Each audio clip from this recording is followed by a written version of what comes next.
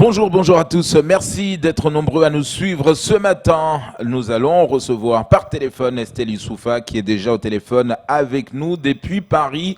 Nous allons la réveiller très tôt parce que il est nécessaire pour nous d'avoir des éclaircissements par rapport à cette Il faut réveiller Estelle. Bien sûr. Estelle Youssoufa, bonjour. N'importe quoi.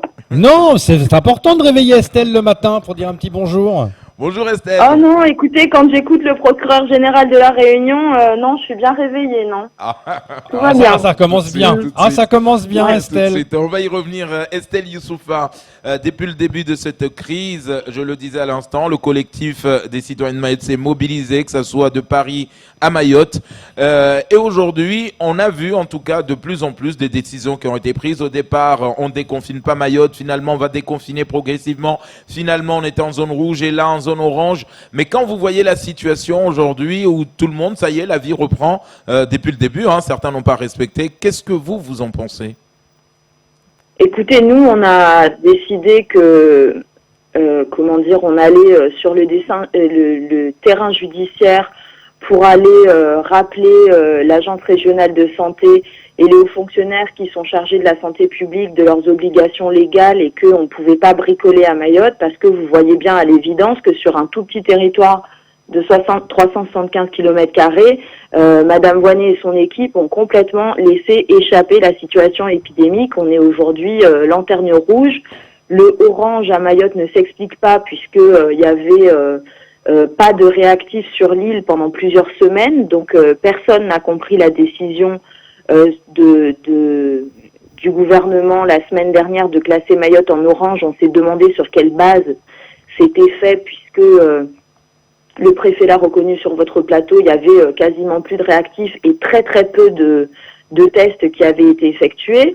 Donc là, on est logiquement, comme les tests ont repris parce qu'ils sont arrivés avec l'armée, on voit qu'il y a une explosion de la quantité de tests. Moi, je rappelle que ce sont les personnes qui sont testées. Ce n'est pas le nombre de cas effectifs sur l'île. Tout le monde ne se teste pas. Il n'y a pas assez de tests. Donc, si vous voulez, la situation épidémique, elle est complètement catastrophique. Alors, il y a ce volet-là, et puis il y a l'action sur le terrain pour aider.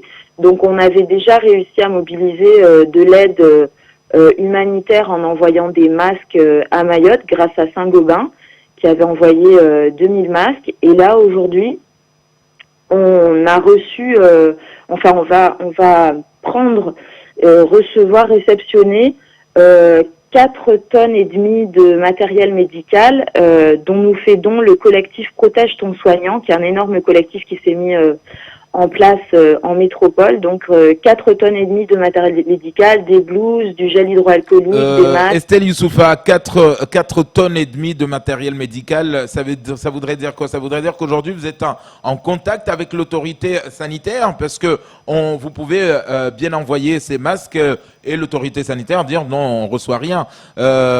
Comment ça s'est passé? Comment ça s'est passé finalement? Je vais terminer. Donc c'est le collectif Protège ton soignant qui nous donne ces 4 tonnes et demie et on a monté une chaîne humanitaire avec Écolotrans, les aéroports de Paris qui nous prêtent un hangar gratuitement et Air Austral qui a accepté de les transporter gratuitement jusqu'à Mayotte. Donc c'est une énorme chaîne de solidarité, c'est les acteurs privés qui se sont mis en branle pour nous aider. Et on destine toute cette aide aux infirmiers en libéral que vous avez probablement entendu, qui ont lancé un appel parce qu'ils n'ont pas reçu de matériel et ils ont beaucoup de mal à s'équiper. Ils sont en première ligne, ils vont aider les patients les plus vulnérables à domicile. Et donc on leur destine cette aide puisque l'ARS a expliqué qu'elle avait tout ce qu'il lui fallait.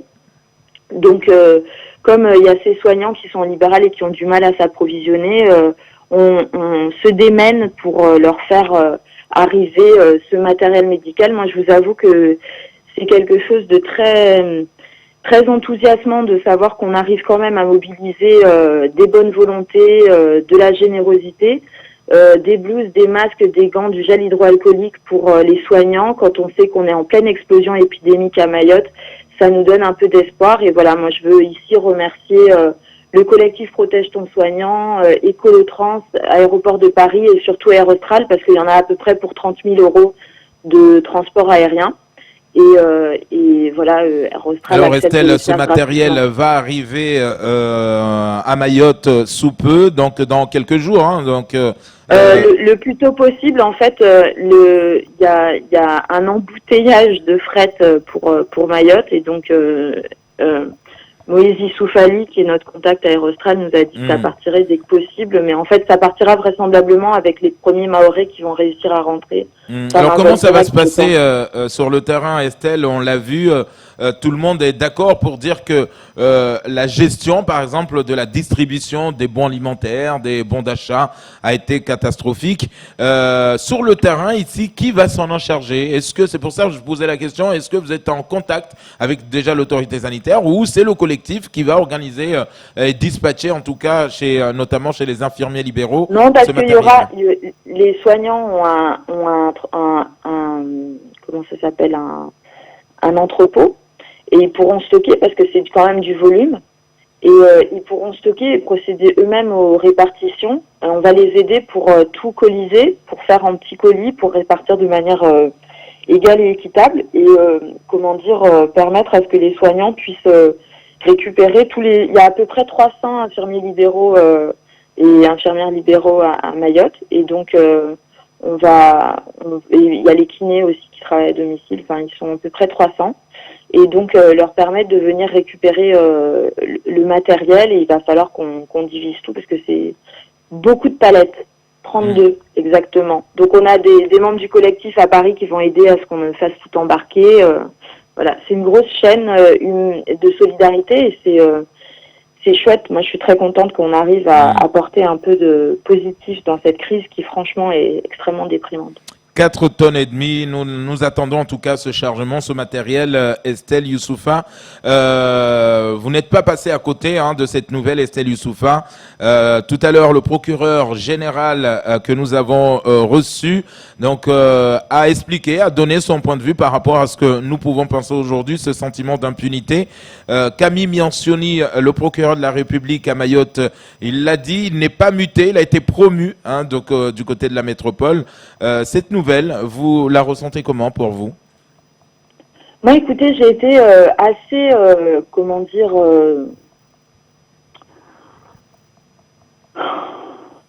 les mots me manquent, c'est rare, mais si vous voulez, je vais vous dire vraiment très franchement mon sentiment. C'est encore une fois, chaque fois qu'à Mayotte on exprime un moindre mécontentement sur les insuffisances de l'administration, et là c'est en l'occurrence la justice, on nous envoie un haut gradé, voire un ministre, venir nous expliquer que, dis donc, les Mahorais, vous faites vraiment suer.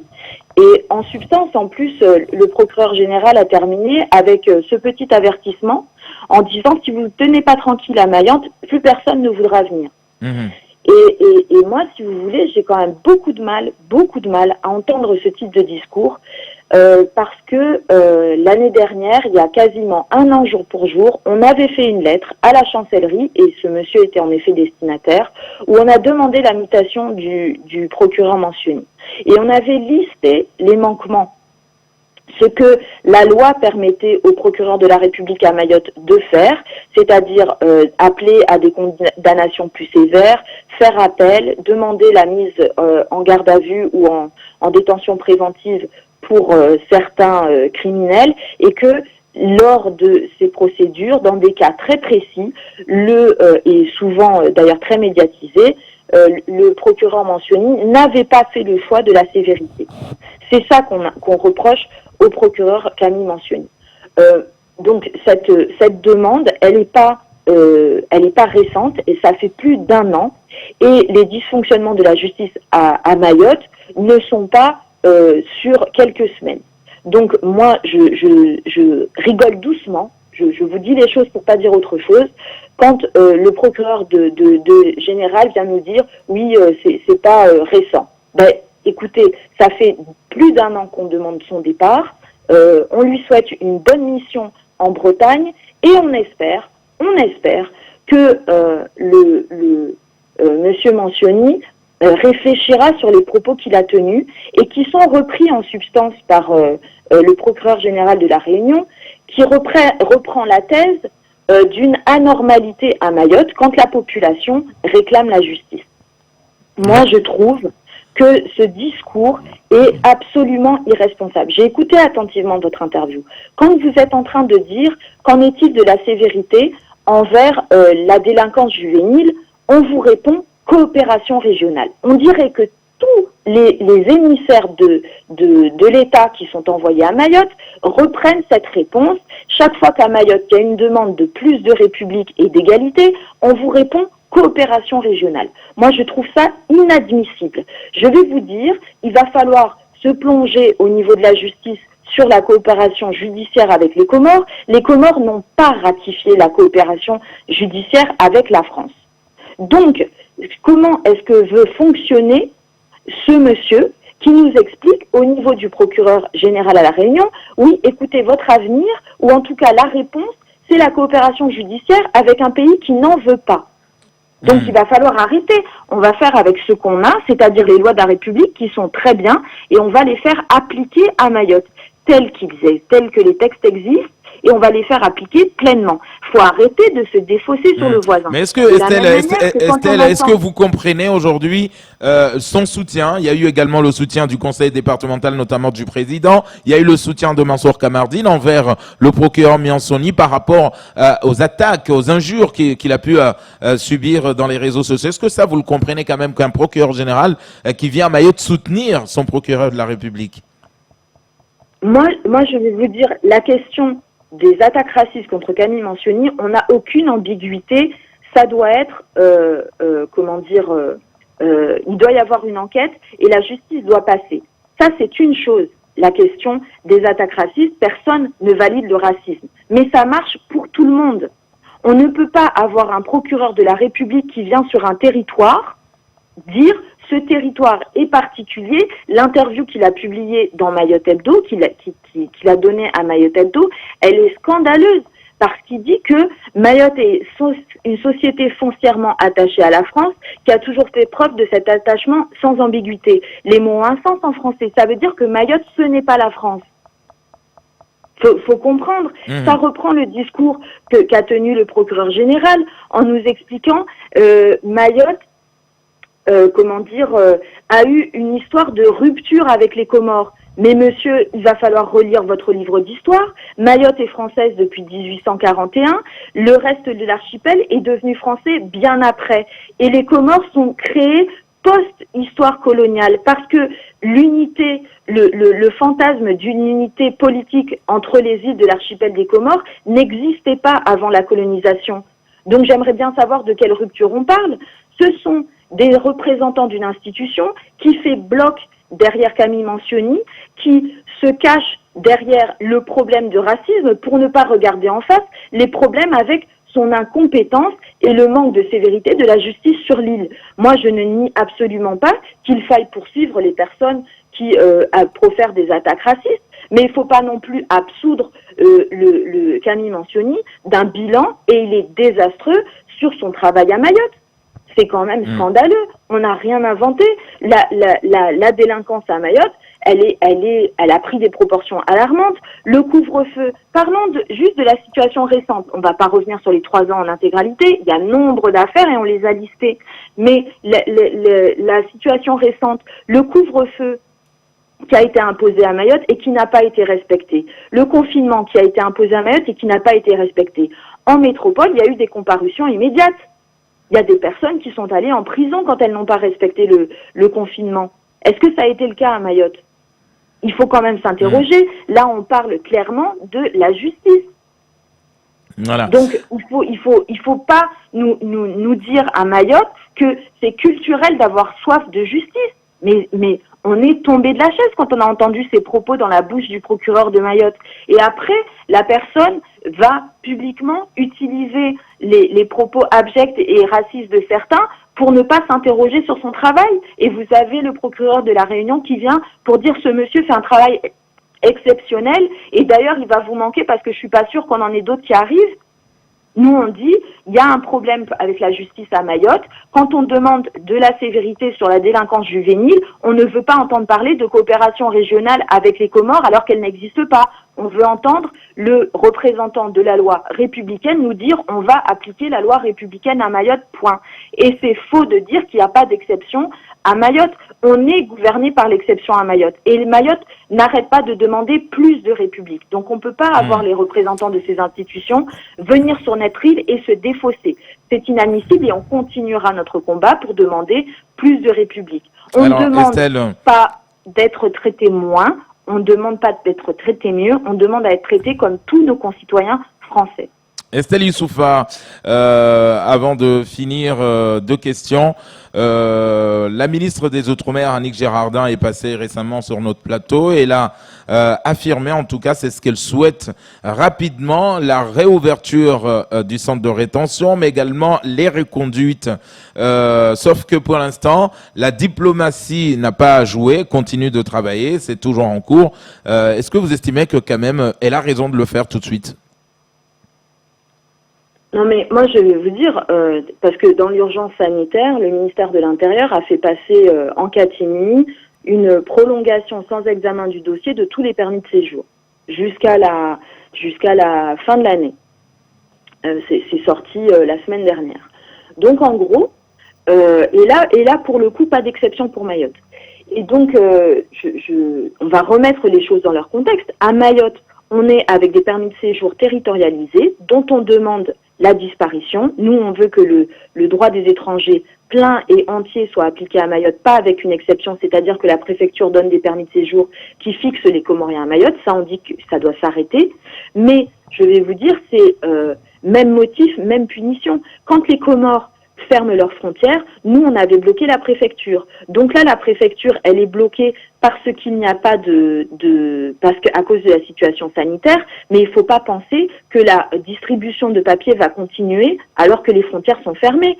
Évidemment que le gouvernement doit travailler à ce que les Comores reprennent leurs ressortissants. Ça peut pas continuer comme ça, parce que les Kwassa continuent à arriver. On est dans une situation qui est complètement intenable. Les personnels du CHM nous ont quand même confirmé qu'il y a des Kwassa sanitaires avec des gens qui sont atteints du Covid qui arrivent à Mayotte. On n'en sortira jamais. Alors que le gouvernement nous a dit, oui, on va fermer les frontières. Ben, protégez-les. Protégez-les. On ne peut pas être en train de mobiliser les armées, de mobiliser de l'aide pour mettre fin à cette épidémie et avoir des patients d'un pays qui est hostile à Mayotte française qui déboulent sur nos plages malades. C'est une situation qui est complètement catastrophique. Moi, je vais vous dire, l'urgence pour nous, c'est que les personnels soignants, les pompiers, les personnels pénitentiaires aient enfin une assistance sanitaire digne de ce nom, que l'ARS fasse son travail, les teste leurs familles, parce que c'est des personnes qui sont rentrées chez elles qui peuvent pas être isolées, qui ont attendu beaucoup trop longtemps avant d'être testées ou qu'on leur donne les résultats, parce que parfois l'ARS met un temps infini à donner les résultats, et ça participe de la contamination. Si vous voulez, il faut se concentrer sur la crise qui est actuellement en cours, et on a l'impression, parce qu'en métropole, c'est le pays déconfine, que à Mayotte, l'heure est au déconfinement. Pas du tout. On est toujours en croissance épidémique, et plus il va y avoir de tests, plus on va voir que la situation est grave à Mayotte. On se réveille avec le cluster à Magicavo, il y en a d'autres des clusters. Et là, vous allez voir qu'avec la campagne électorale, la circulation qu'il va y avoir entre les maisons, parce que les candidats vont faire du porte-à-porte, vont faire des grands rassemblements, malgré les interdictions, et que comme au début du confinement, le préfet va décider qu'il faut fermer les yeux et tourner la tête, eh ben on va se retrouver avec une propagation encore accentuée du coronavirus. C'est ça le sujet. Moi, je vais vous dire, les responsabilités, on les établira, on ira au tribunal pour traîner ceux qui n'ont pas fait leur travail, mais il y a toujours du boulot. Moi, je suis très inquiète, on est très inquiet au collectif de voir la situation des soignants à Kahani. La réponse de l'État par rapport à l'insécurité des soignants, elle est insuffisante, largement insuffisante. Les délinquants sont connus, ils opèrent à visage découvert. On ne peut pas avoir des soignants qui, depuis le début de la crise du Covid, ont leurs véhicules qui sont caillassés, qui rentrent la peur au ventre, qui sont complètement terrorisés, alors qu'ils vont lutter contre une pandémie mondiale. C'est des problèmes qui étaient existants avant et qui perdurent. Donc la vision très court-termiste en disant oui, c'est dans l'immédiat, c'est un pic. Non, la question de la sécurité, elle est ancienne. Ça fait des années que les Mahorais crient à plein poumon. On s'égosille pour demander plus de sécurité, plus de justice. Et nous, ce qu'on veut, c'est avoir des responsables, des hauts fonctionnaires qui viennent sur l'île et qui arrêtent de nous sortir des particularismes, parce que d'avoir envie de vivre en sécurité et en paix, c'est pas une demande particulière. C'est la base du pacte républicain. C'est un droit. On n'est pas en train de réclamer un traitement particulier. Loin de là. C'est pas une spécificité. Quand vous avez un problème de délinquance juvénile qui est extrêmement grave à Mayotte, la seule réponse qui est possible dans l'immédiat, c'est de nous dire, et qui soit utile, c'est de nous dire, il nous faut un centre éducatif fermé, d'arrêter de nous sortir. Oui, mais il y en a un à La Réunion. Oui, mais comme ça coûte 6 000 € d'envoyer chaque délinquant, vous pensez bien que la justice à Mayotte, elle réfléchit à 2 fois avant de condamner ces jeunes. Et c'est un problème en soi, parce que ces jeunes, ils ont besoin d'avoir du répondant judiciaire face à leurs actes. La société, la justice, elle incarne la société. Donc, quand vous avez un discours, oui, il faut les éduquer, les pauvres petits, que les écoles sont complètement en crise, notre système éducatif, il fonctionne déjà pas correctement, c'est pas une garderie pour délinquants. C'est pas ça. Et c'est pas comme ça dans la République. Ailleurs, sur le territoire français, ça marche pas comme ça. Et nous, à Mayotte, on veut la justice. Estelle Youssoufa, on va finir avec une question toute simple. Donc, ce matériel médical va arriver pour nos personnels soignants. Mais il y a également des hommes et des femmes ici à Mayotte qui se sont déployés sur le terrain pour subvenir aux besoins de la population mahoraise, notamment, je pense, à l'autre collectif, si on peut l'appeler comme ça, ici à Mayotte. Est-ce que si aujourd'hui ils sont en demande de masques également ou de matériel, ou enfin de masques juste pour aller en tout cas à la rencontre de la population mahoraise, est-ce que vous êtes capable aujourd'hui de leur dire servez-vous aussi dans le chargement? Oui, je pense, mais enfin, sauf erreur, nous, nos informations, c'est que le problème n'est pas là, et ce serait anormal qu'ils opèrent une distribution d'alimentaire organisée par la préfecture et le conseil départemental sans masque. Ce que vous êtes en train de me dire, ça va à l'encontre des déclarations publiques du conseil départemental ou de la préfecture. Normalement, on nous a tous dit qu'il y avait suffisamment de masques et qu'ils étaient équipés et que ça se faisait en toute sécurité. Si c'était pas le cas, le problème serait pas tant qu'on puisse les aider, mais de savoir comment c'est possible que les autorités les laissent opérer comme ça. Moi, je ne veux pas croire que ce que vous me dites, c'est la réalité sur le terrain. C'est pas ce qu'on nous a remonté, mais si c'était le cas, ce serait la responsabilité du conseil départemental et de la préfecture. Mais évidemment, s'il y a besoin de masques, on travaille, oui. Estelle Youssoufa, merci d'avoir été disponible pour répondre à nos questions ce matin. Courage, bon confinement et à très vite dans nos antennes. À vous. Au revoir, bonne journée. Voilà, ça sera tout pour ce second temps de parole consacré à Estelle Youssoufa ce matin.